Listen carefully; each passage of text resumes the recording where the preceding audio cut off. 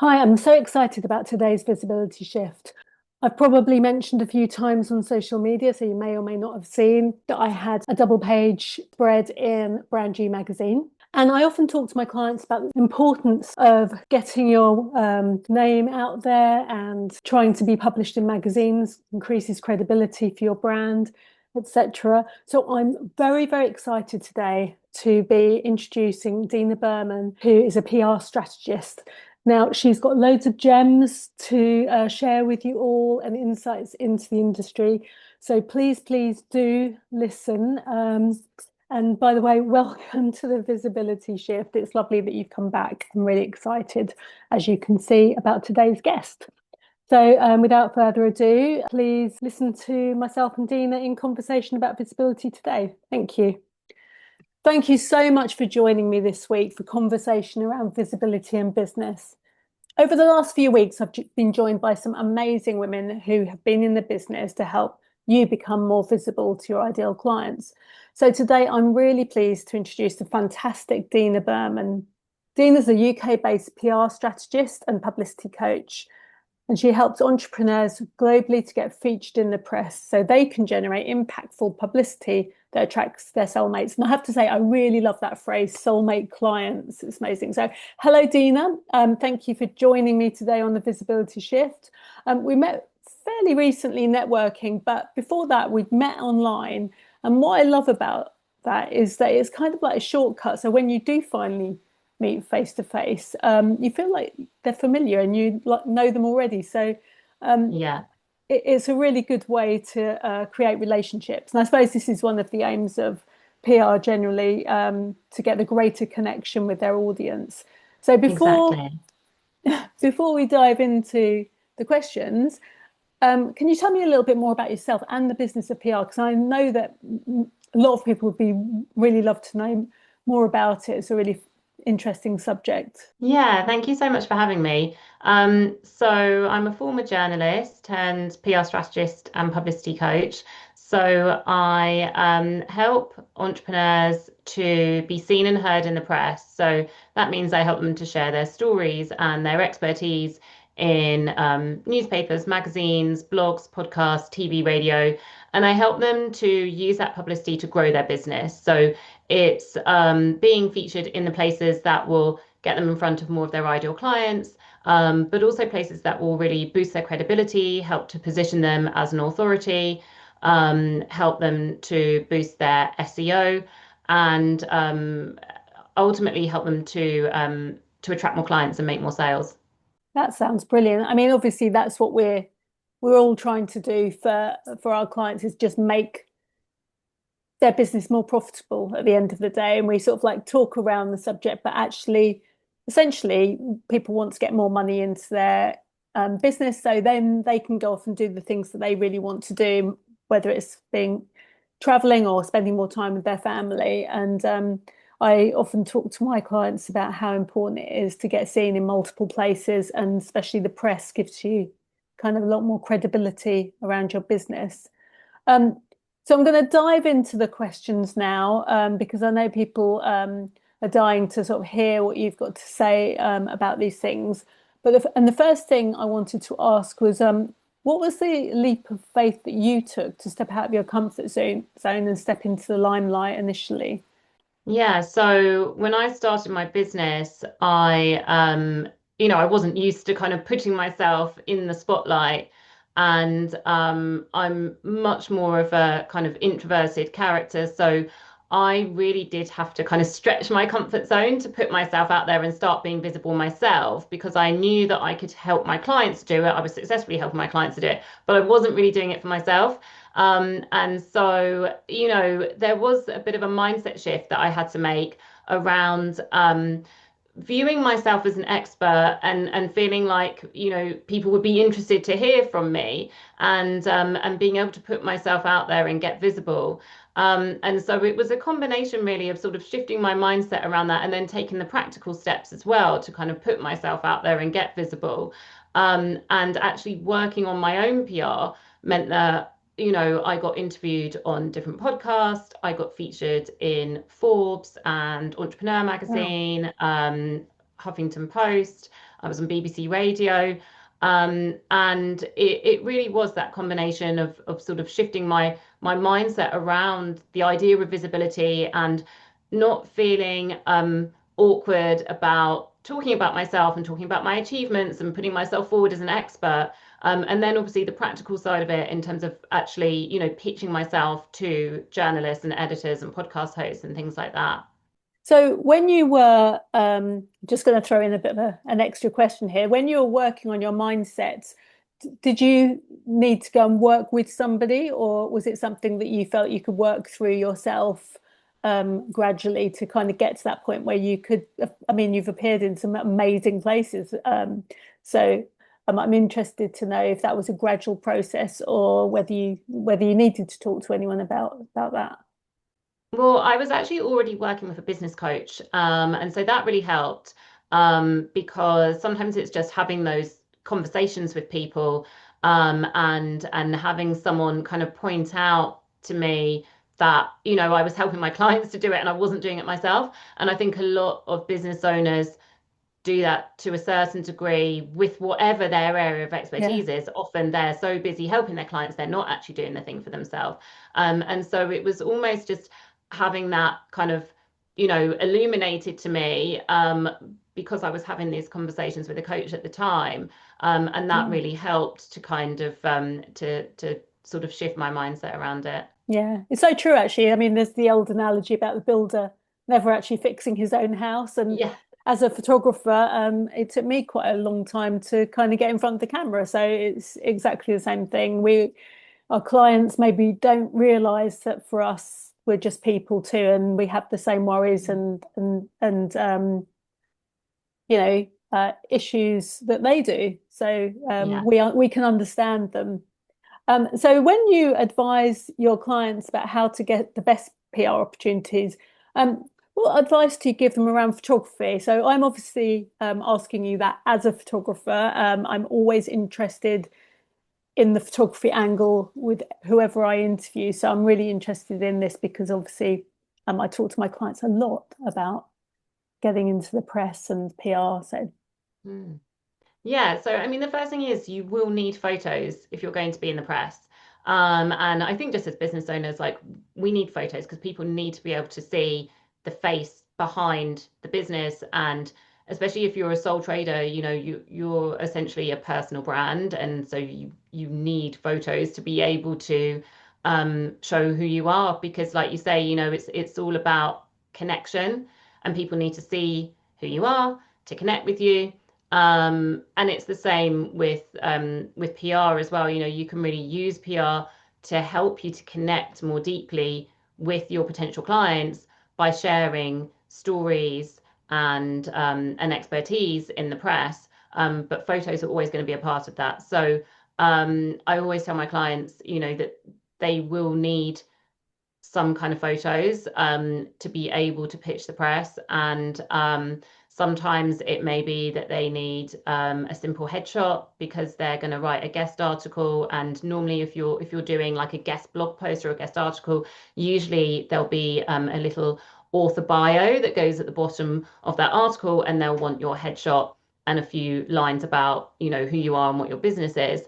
But then depending on the publication, sometimes we have magazines where I at the moment do a column for a magazine aimed at female entrepreneurs, and each each issue they'll need around 5 or 6 photos from me. So you want to have that selection of photos for those sorts of opportunities where it's not just like one headshot, but they need like a few photos.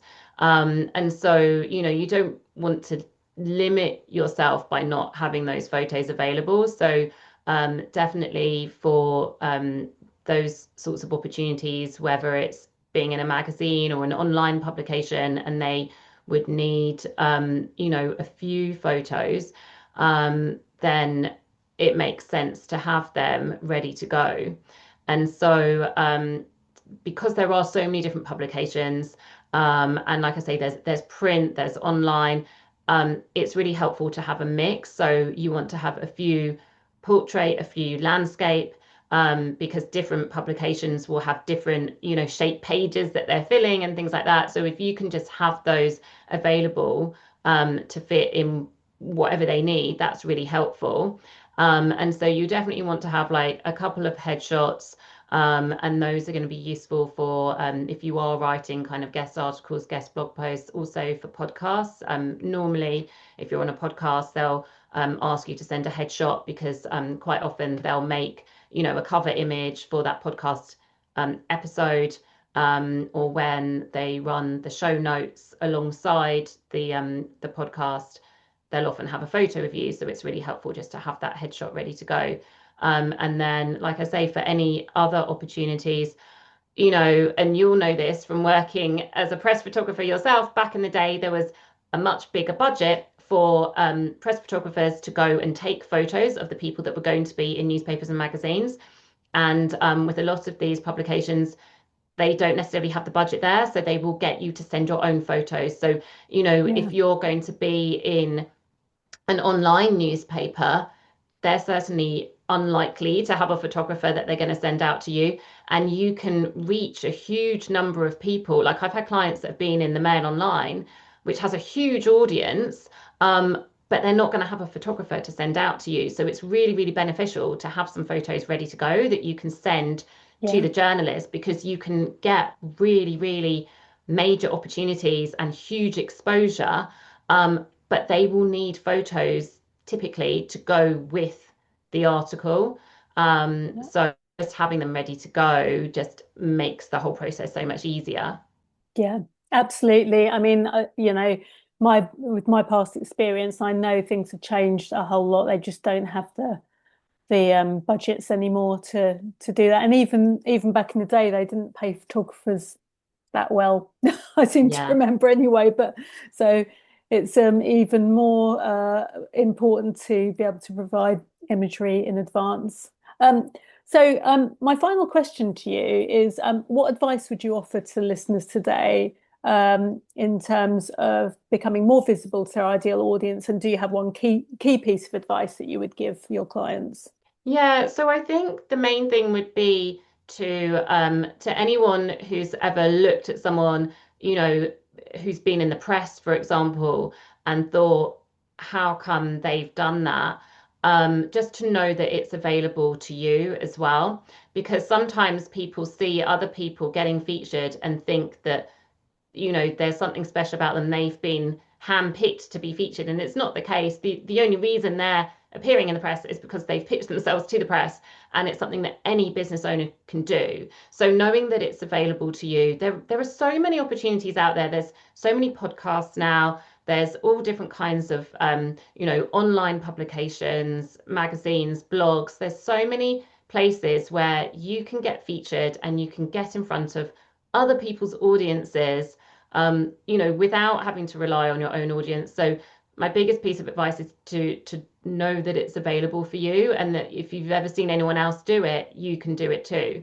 And then in terms of something practical that you can do to get started, I think just think about what's something easy that you could do to get started, because the idea of PR can feel quite overwhelming, but actually you can start getting featured tomorrow if you want to. You could do a shout out to your network and ask, does anyone have a podcast? Can I come and be interviewed on your podcast? And that's a great place to start. And you will start getting onto bigger and more well-known podcasts once you've done a couple of smaller ones, because then you can share those with the other ones and say, oh, this is an interview that I've done. And it all with PR, there's a compound effect that happens when you start pitching yourself and putting yourself out there. It can lead to other things. So what's one simple thing that you could do to start getting visible? Can you reach out to someone in your network and ask to go on their podcast? Could you submit a guest blog post somewhere? If you've seen, an online blogging platform that features contributors, what's, an easy article that you could write for them and you could submit?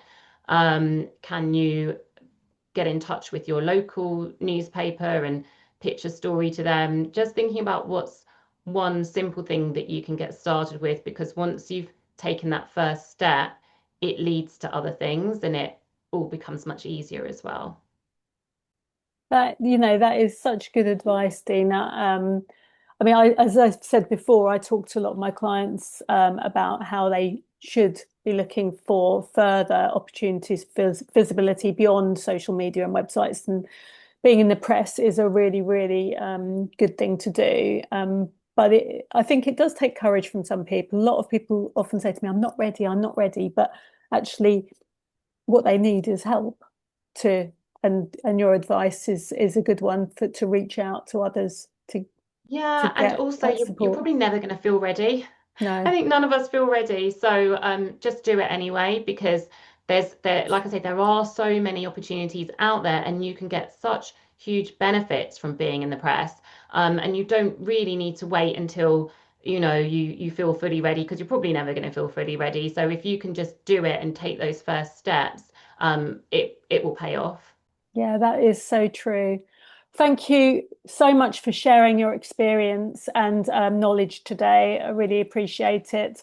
And I'm sure everyone else will be looking forward to listening to this because it has got so many gems in it.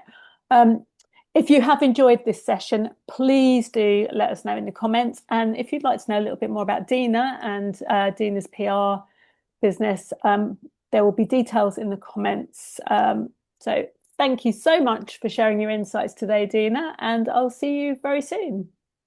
Thank Thank you for you. having me. Fabulous. I hope you've all enjoyed my little chat with Dina Behrman. I thought it was really, really interesting. I really believe and talk to my clients, as I've said previously, about getting their work in the press because I genuinely believe it's a great route to visibility that's offline, and so much of our marketing is done online now. So it's a really nice, refreshing change to see something in print. Um, so to all of those people who are thinking that they haven't got the imagery to do this, I would love to help you. So please do get in touch. You can DM me, reach out, and I'm really happy to talk people through what they would need to have a set of pictures to get published, or for a full brand shoot, whichever would be most interesting to you. But in the meantime, please do, if you haven't already listened to the last interviews, they're all up. It's for a limited time. They will be coming down at the end of this 12 weeks. So there are a few more weeks to go, but not that many. So please do catch up on the ones you have not seen. And I'll see you next week.